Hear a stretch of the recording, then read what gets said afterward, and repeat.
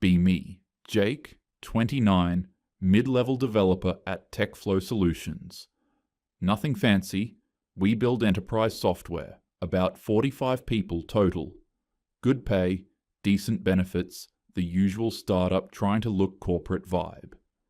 The story starts at our annual Synergy Summit retreat. Yes, they actually called it that. 2 days at Pine Lake Resort, mandatory attendance, team-building bullshit that nobody wanted but everyone had to pretend to be excited about. I carpooled up with Tom from DevOps and Matthew, our senior back-end engineer. Matthew's a good dude, quiet, brilliant with code, kind of awkward socially. He brought a Rubik's Cube for the drive, kept solving it over and over. Nervous habit. You okay, man? I asked. Yeah, I don't love these social things, Matthew said, not making eye contact. Too many people. Too much small talk. Just stick with us, Tom said. We'll hide in the back during the trust falls or whatever. We got to the resort around noon. Nice place. Conference center attached to a hotel, lake view, the works. Probably cost the company a fortune. Matthew immediately volunteered to help the hotel staff set up the AV equipment in the main conference room. That's his thing. He's way more comfortable doing tasks than socializing.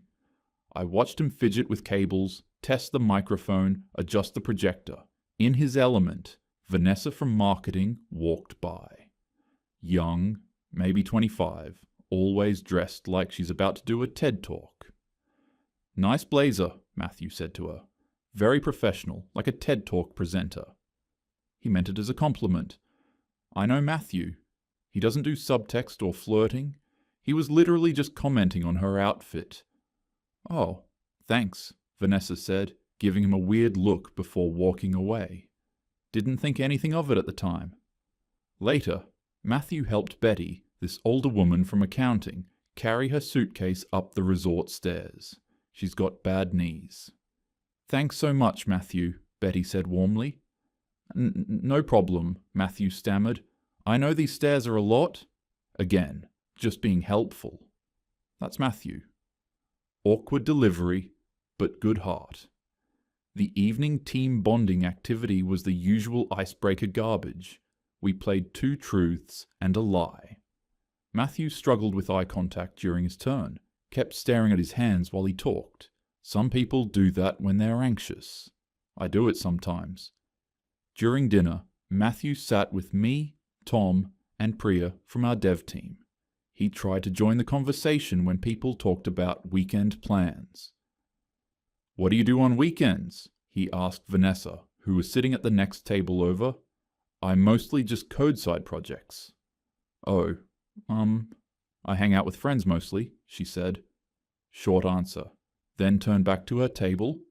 I noticed the women at Vanessa's table, Linda, our HR director, Vanessa, Kelly from QA, a couple others, start whispering, caught Matthew's name once or twice. Matthew hunched his shoulders a bit, went quiet for the rest of dinner. The next morning, Linda led a session on psychological safety in the workplace. Linda's 38, been our HR director for 3 years.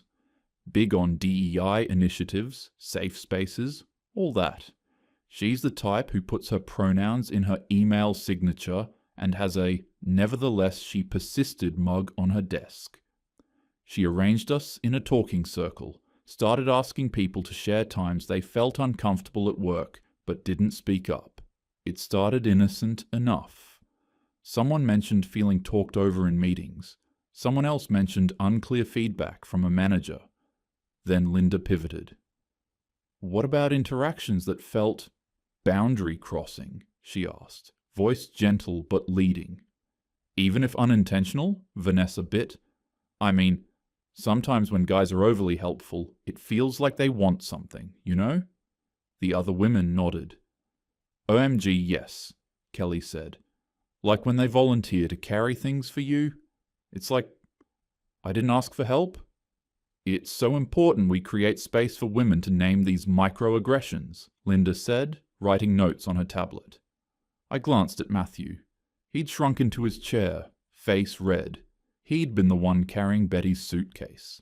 He'd been the one helping with the projector. Linda looked right at him for a second, not in a kind way. "My door is always open," Linda announced, "if anyone needs to process feelings from this weekend." On the drive home, Matthew was quiet for the first hour. Finally, he spoke up. "Did I say something wrong?" he asked. "Vanessa seemed weird after I complimented her outfit." "Nah, man, you're overthinking it," I said. "You were fine." I wish I'd been right. Monday morning, 4 days after the retreat. I got to the office at 8:30, grabbed coffee, settled at my desk. Around 9 a.m., I saw Linda call Matthew upstairs to her office. Our office has open layout, desks clustered by team, glass-walled conference rooms, HR offices on the second floor overlooking everything. I had clear sightline to the stairs. Matthew looked confused, but went up. I went back to my code review. 20 minutes later, Matthew came down the stairs carrying a cardboard box. His face was pale, completely blank expression, like he was in shock. Building security, this guy named Ron, who's usually cracking jokes, walked behind him, stone-faced. I jumped up. "Matt, what the hell? I'm fired," Matthew said quietly, not stopping. "I don't even know what I did." Ron wouldn't let me follow them to the parking lot. I went straight upstairs to HR. Linda was in her office with Vanessa and Kelly. All three of them looked satisfied. That's the word. Like they'd accomplished something. "What happened to Matthew?" I asked from the doorway. "I can't discuss personnel matters," Linda said, not looking up from her computer. "But the company takes harassment seriously." "Harassment?" I said. "Matthew, what did he do?" "Multiple women reported feeling unsafe around him," Linda said, finally meeting my eyes. "We have a zero-tolerance policy." "Unsafe how?" I pushed. "Did he threaten someone? Touch someone?" "It's not about specific actions, Jake," Linda said, voice getting defensive. "It's about impact. These women felt uncomfortable, and that's what matters." "So what? He got fired for making eye contact wrong." Vanessa spoke up. "He was always staring at me, and asking personal questions." "He asked what you do on weekends," I said. "That's called conversation." "This meeting is over," Linda said coldly. "I suggest you focus on your work and let HR handle HR matters." I walked out before I said something I'd regret. That night, I called Matthew. He answered on the 5th ring, voice rough like he'd been crying. "They said 3 women reported me," Matthew said, "but they wouldn't tell me what I did. Linda just said my pattern of behavior made women uncomfortable." "What pattern? I barely talk to anyone." "Did they give you a chance to respond to the complaints?" "No. She called me in and said my employment was terminated effective immediately, that I'd receive 2 weeks severance pay, that security would escort me out." His voice broke. "I just bought a condo 6 months ago, Jake. First place I've ever owned. The mortgage is $2,400 a month. I have maybe 2 months savings, and my mom's in assisted living. I help with her expenses. I can't be unemployed right now." "We're gonna fix this, Matt," I said. "I promise." I didn't know how yet, but I meant it. The next day, I caught Priya in the kitchen. "Can we talk?" I asked quietly. She looked around, then nodded. We went outside to the parking lot. "There's a group chat," Priya said, uncomfortable. "The women's channel. They were talking about Matthew after that vulnerability circle thing at the retreat." "What were they saying?" "Vanessa said his compliment about her blazer felt objectifying. Kelly said he stood too close when helping with the projector setup. Linda kept asking if anyone else felt creeped out." "Did you feel creeped out by Matthew?" "No," Priya said firmly. "He's awkward, not predatory. But I stayed quiet because I didn't want to be the one defending him, you know? I didn't want to be that woman who doesn't support other women." I got it. Didn't like it, but I got it. "It was coordinated," Priya continued. "Linda was coaching them, asking leading questions. When he did X, how did that make you feel? That kind of thing." Jesus. The same day, our project manager started panicking. We had a system issue that needed Matthew's expertise. He built our entire legacy authentication system. The junior dev couldn't figure it out. Tom from DevOps said it bluntly. This is Matthew's code. He's the only one who actually understands it.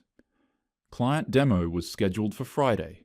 When someone mentioned maybe calling Matthew for help, Linda shut it down. We'll figure it out, she said. We can't compromise safety for convenience. By Wednesday, the demo got postponed. Client wasn't happy. Matthew updated his LinkedIn to open to work. I stared at that green banner on his profile picture for a long time. Then I started making some calls. The paranoia spread fast. Tom mentioned over lunch that Linda had counseled him last month about his tone in an email to a female project manager. He disagreed with her timeline estimate. Apparently that was aggressive. Carlos from Frontend said he got warned about standing too close at the printer. He was just waiting for his documents. Ryan from QA looked genuinely nervous. I held the door open for someone last week. She didn't say thanks, just looked annoyed. Am I next? We all felt it. This unspoken tension, like any interaction with a woman, could get you fired. I created a Signal group chat, called it Office Politics Discussion, vague enough that if someone saw it on a phone screen, it wouldn't raise flags. Started with Tom, Carlos, and Ryan. Within 2 days, it grew to 16 guys. Developers, QA, DevOps, even a couple sales guys. Everyone had a story. Someone posted a screenshot from Matthew's LinkedIn. The Open to Work banner. Then another screenshot. Matthew's post. Grateful for new opportunities. Looking forward to the next chapter.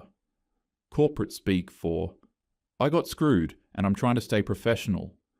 Tom sent a message to the chat. I've been looking around. Market's hot right now. We could all get jobs in a week, maybe 2. Carlos. What if we just all left? Ryan. They'd be completely fucked. Most of the actual technical work is us. I had a different idea though.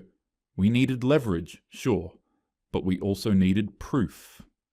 I approached Priya in the parking lot after work. I need a favor, I said, and you can say no. What kind of favor? Screenshots from that women's group chat. Priya looked conflicted. Jake, I know what I'm asking, but Matthew's about to lose his condo. His mum's in assisted living and he helps pay for it. And he didn't do anything wrong. You know that. Long silence. If I do this, Priya said slowly, and anyone finds out, they won't. I'll protect the source. She nodded. Give me a day.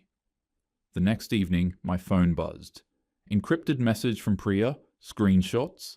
I read through them, feeling my blood pressure rise. Vanessa, after the retreat.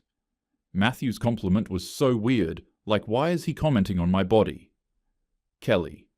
OMG yes, and he totally cornered me by the projector. Linda.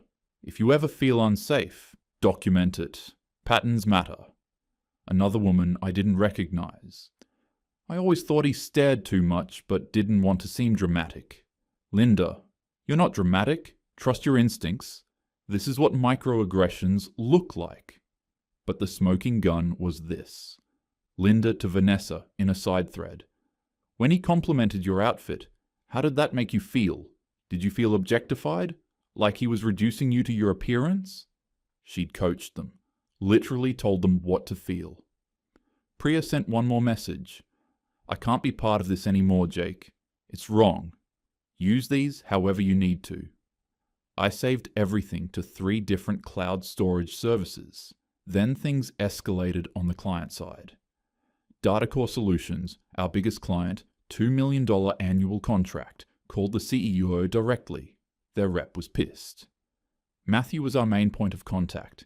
He built our entire integration system. Why is he suddenly gone? Our CEO, Marcus Chen, is the typical startup founder type. Big ideas, bad at details, mostly hands-off unless there's a crisis. He'd been at some conference in Austin when Matthew got fired. I'll look into it, Marcus said. You better, the DataCore rep said, because we need him back on this project or we're reviewing our contract. The project manager went to Linda. We need to bring Matthew back. Linda's response? Absolutely not. We don't rehire people who create hostile environments. In the men's group chat, the conversation got serious. Tom, I put out feelers. Got 2 interviews lined up already. Carlos. Same. Market's crazy good right now for devs. Ryan.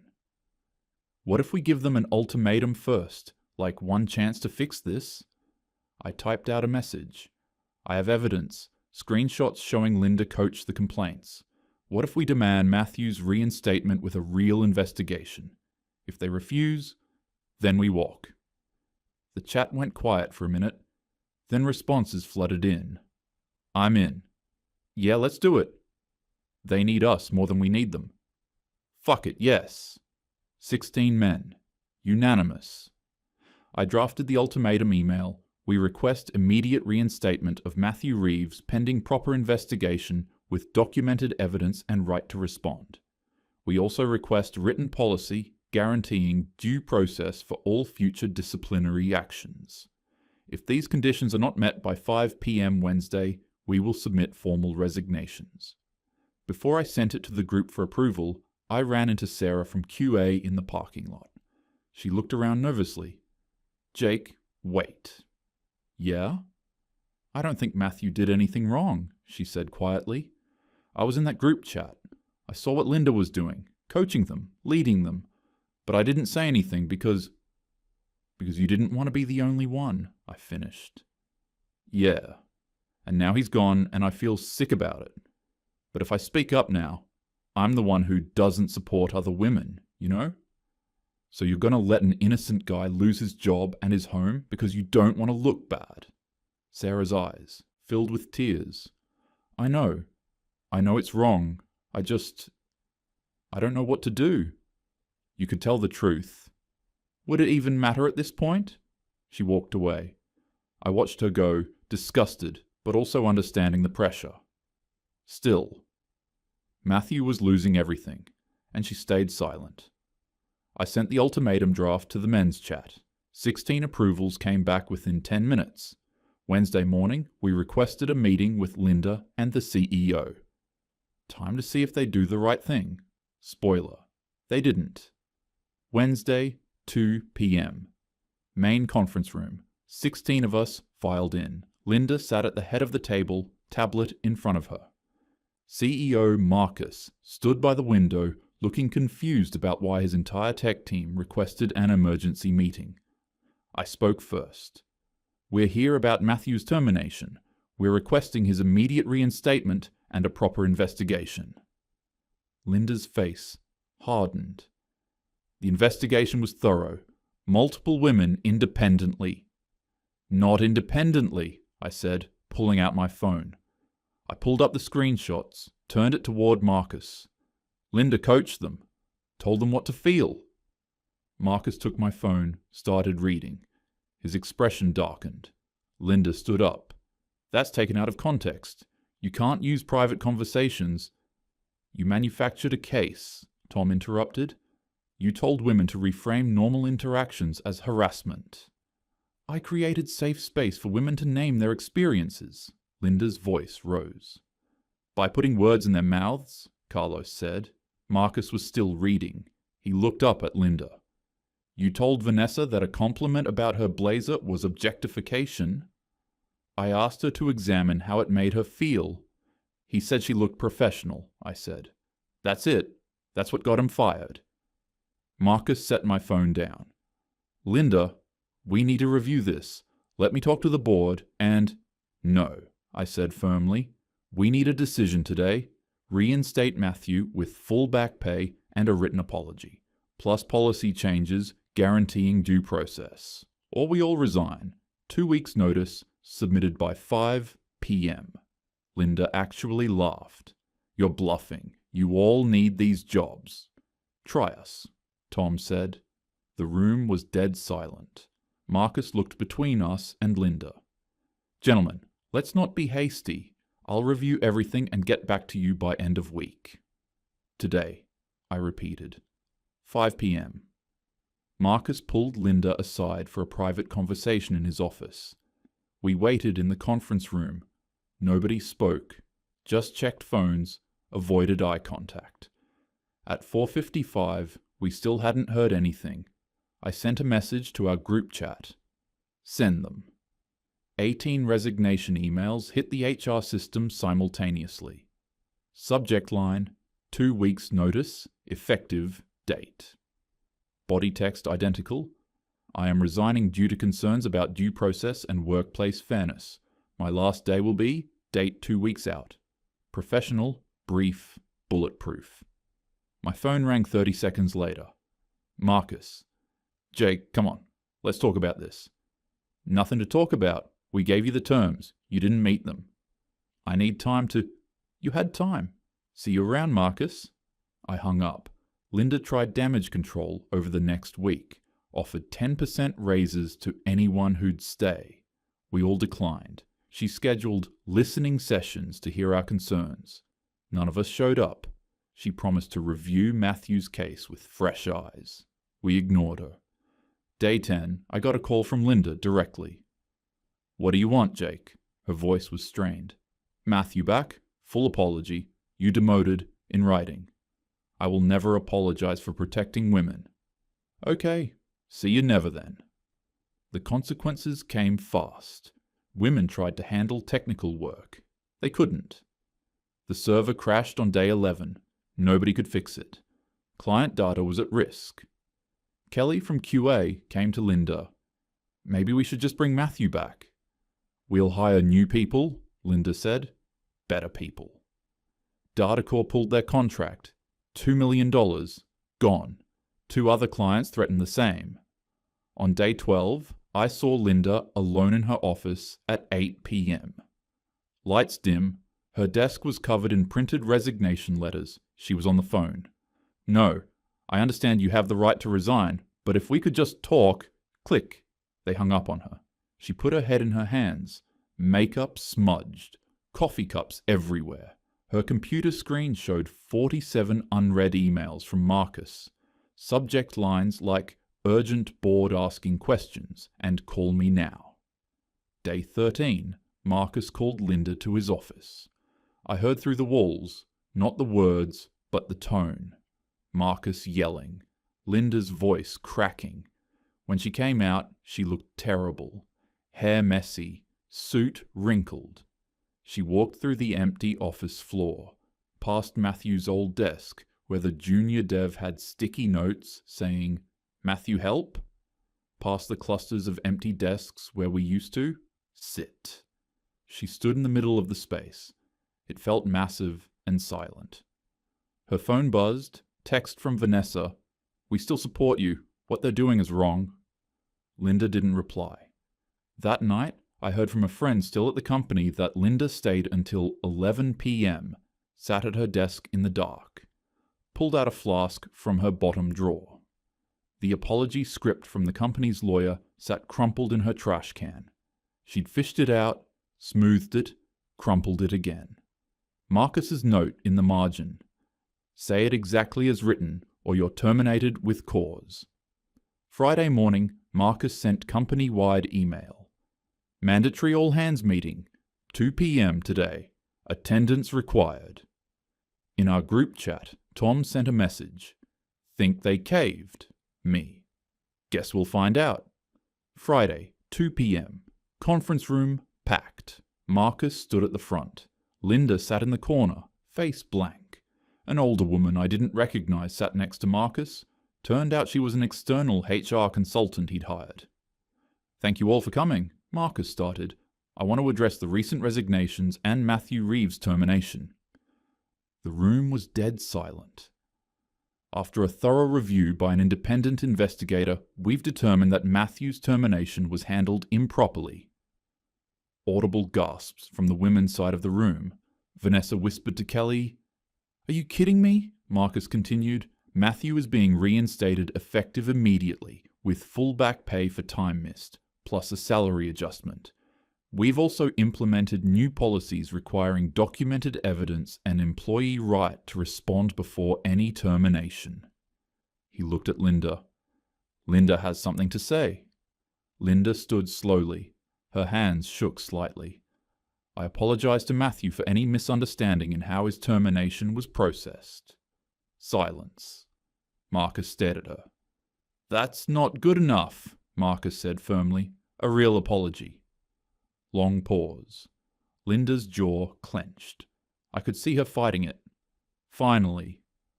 Matthew, I apologize for terminating you without proper investigation. I was wrong about the severity of the complaints. You should have been given the opportunity to respond. She didn't look at him. The words came out like she was chewing glass. Matthew, who'd been invited back for this meeting, spoke quietly. Thank you. I appreciate that. More gracious than she deserved. Marcus dropped the final bomb. Additionally, Linda is being transferred to our Austin satellite office to focus on policy development. Kelly Chen will serve as interim HR director here. Linda's face went white. Demotion, exile, humiliation, all at once. The meeting ended. Men started returning. Most of us had negotiated raises as part of the deal. Matthew got swarmed immediately. Tom slapped his back. Good to have you back, man. Matthew's eyes were wet. I thought my career was over. Not on our watch, I said. Linda packed her office in silence over the next week. Vanessa tried to console her. This is so unfair, Vanessa said. You were just trying to protect us. They won, Linda said bitterly. The patriarchy always wins. Priya walked by. Linda glared at her. Traitor. Priya didn't break stride. I just told the truth. Linda's last day, there was no goodbye party. She slipped out the side door with a cardboard box at 4 p.m. on a Tuesday. 3 weeks later, I was scrolling LinkedIn during lunch. There it was, Linda's post. After 8 years in HR, I'm taking time to reflect on what truly creates inclusive workplaces. Sometimes standing up for what's right means standing alone. Looking for opportunities where my values align with leadership. #DEI, #workplace culture, #HR leadership. The comments were split, some supportive. You're so brave, don't let them silence you. Others, critical. Maybe ask yourself why an entire team resigned under your leadership. Top comment was from Priya. There's another side to this story. Due process isn't toxic masculinity. It's basic fairness. I didn't comment. Just close the app. Matthew walked by my desk. Lunch? Tom's ordering Thai. Yeah, let's go. We walked out together. Office felt normal again. Printers working, servers stable, projects on track. Matthew was cracking jokes with the team. Still awkward, still fidgety with his Rubik's Cube, but he was home. Later that week, I ran into Sarah in the parking lot. She'd been quiet since everything went down. I'm glad Matthew's back, she said. You could have helped earlier, I said. Not mean, just honest. I know. She looked at the ground. I was a coward. Yeah, you were. She nodded and walked to her car. Some people find their courage early. Some find it late. Some never find it at all. Me? I learned something important. Sometimes the good guys win, not because they're louder, not because they're stronger, but because they stick together, because they stand up when it matters, and because they don't back down. Matthew still works here, still brilliant, still awkward, still one of the best engineers I've ever worked with. Linda's in Austin now, probably telling herself she was right. Maybe she even believes it, but we know the truth. And that's enough.